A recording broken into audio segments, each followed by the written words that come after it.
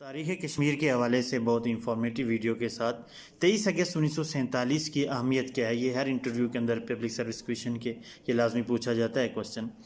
تو 23 اگست 1947 کو پیر شمشاد حسین شاہ کی صدارت میں نیلا باٹ کے مقام پر ایک اجلاس ہوتا ہے، اور جس میں سید مظفر حسین شاہ ندوی، سید صادق حسین شاہ، راجہ ایوب خان اور دیگر نے خطاب کیا، اور جو اسٹیٹ سیکریٹری ہیں وہ جناب غازی محمد اسماعیل خان عباسی یہ تھے۔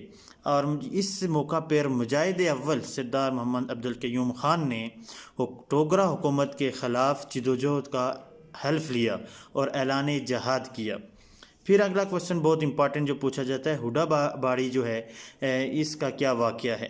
تو 25 اگست 1947 کو ہڈا باڑی باغ کے مقام پہ ایک عوامی اجتماع ہوا، جلسہ ہوا، اور اس جلسے میں الحاق پاکستان کا مطالبہ کیا گیا، جس کے ریئیکشن میں ڈوگرا فوج کی فائرنگ سے 20 جو مسلمان ہیں وہ شہید ہوئے اور زخمی ہو گئے۔ پھر اسی طرح کویشچن ہے، سید خادم حسین شاہ کو کب اور کہاں شہید کیا گیا؟ باغ میں 6 ستمبر 1947 کو گرفتار کر کے شہید کیا گیا۔ اسی طرح 1 اکتوبر 1947 کو فاتح دھیرکوٹ کرنل ریٹائرڈ اور اس وقت کے مجاہد راجہ صدیق خان نے دھیرکوٹ تھانے کو جو ہے وہ آگ لگا دی۔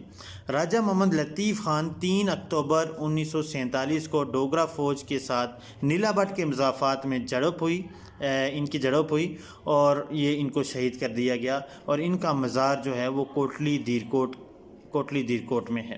یہ وہ کویشچنز ہیں، یہ وہ چیزیں ہیں جو پبلک سروس کمیشن کے امتحانات میں بہت کثرت سے پوچھی جاتی ہیں، اور بالخصوص انٹرویوز کے اندر جب آپ اپنا تعارف کرواتے ہیں کہ میرا تعلق ضلع باغ سے ہے، تو باغ کے ریلیٹڈ یہ انفارمیشن آپ کو این ٹی ایس کے بعد جو لوگ کمپٹیٹیو ایگزام سے نکل کے انٹرویو میں جاتے ہیں یا پھر پبلک سروس کمیشن کے انٹرویوز کے اندر جو جاتے ہیں، ان سے یہ چیزیں ضرور پوچھی جاتی ہیں۔ Thank you so much.